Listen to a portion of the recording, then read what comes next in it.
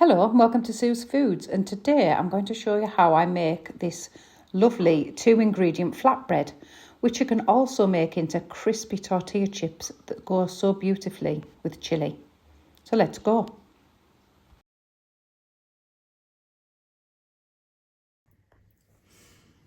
So what you'll need for these homemade tortilla chips is plain flour, Greek yogurt and salt and a bowl. So this is the amount of Greek yogurt I've got left. I'm going to make a mental note of where that sits on the pot because I need 1 part yogurt to 2 part flour. So I'm going to spoon that in, or just tip it in.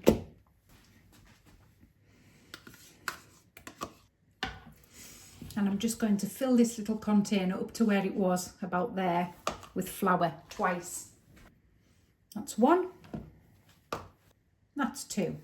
You can always add a little bit more if you feel you need it, if your mixture's too soft. Right, we're going to just stir that in. I forgot to add the salt. We'll just add a little bit of salt to that and stir it in. And at some point, get your hands in, nice clean hands, and squeeze it all together. Turn it out. You can see there's still a bit of flour left, so we'll just pick that up. And we're going to go and find a rolling pin. So we're going to roll this out as thin as I can get it. You might need a touch more flour just to stop it sticking. I'm going to try and get it about the size of my pan, but nice and thin, as thin as you can without it breaking up. You don't want to be putting any oil in it or any fat, anything like that. And when it's nice and hot, you're just going to plop your bread in it, like that. We're just going to leave it for a little while so it starts cooking. After a few minutes, have a look at it, see what it looks like. Not quite cooked enough, it's quite a thick one this, so I'm going to leave it a little bit longer. And when it's nice and brown underneath, I'm going to slide it out onto a plate. Just make sure it's flat because it curved up the sides of the pan. And then we're going to flick it back in, obviously the other way up. And get the underside cooked. Just make sure it's all down on that pan. Just keep checking it. Nearly there.